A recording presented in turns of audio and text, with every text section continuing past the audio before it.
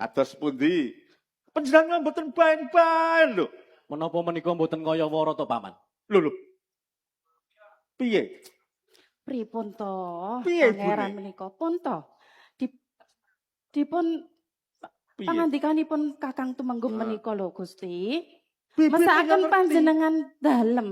Ing Nggih kok. atasipun panjenengan menika pangeran kok dikiwakake. Lah nggih.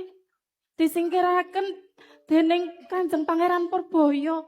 Kanjeng Pangeran Purbaya menika klentu menika. Lah, Kedahipun panjenengan menika ingkang pantes jumeneng ratu ing Mataram. lah Lah nggih, mekaten to Kakang. ngayomi para kawula dasih. Nah, Tur ngaten.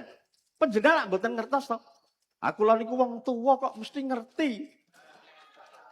Mangkurat inggih Saiden ingkang dados ratu sak menika wonten ing Mataram. Menika sejatosipun julik sanget culika. Nalika semanten rikala dipun tetepaken dados pangeran pati sampun damel kalpatan. Gondol bojone Wiraguna.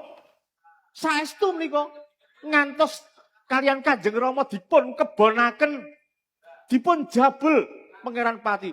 Nanging keng menapa sak menika kok malah saged dados ratu ngayomi para kawula Mataram.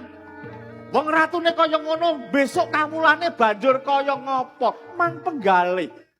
Lan panjenengan. Panjenengan menika nggadahi tos ratu, turun ratu. Kamangka menawi panjenengan saged ngayomi para kawula mendah kados mekaten.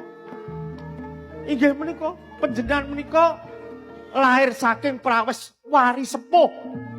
Sinaosa yuswa panjenengan menika tasih sepuh kalian Mangkurat ning ingkang gadhahi tos ratu menika panjenengan. Raden. Nang ngarep kepiye meneh, Paman? Sing tak nggo pawitan kuwi apa? Ingkang mongko ing Mataram kuwi bebasane aku ki ijen tanpa ruang loro sak pewayangane. Aku ora duwe bala, aku ora duwe wadyabala, aku ora duwe sentana kang bakal nyengkuyung apa kang dadi kekarepan iki, Paman.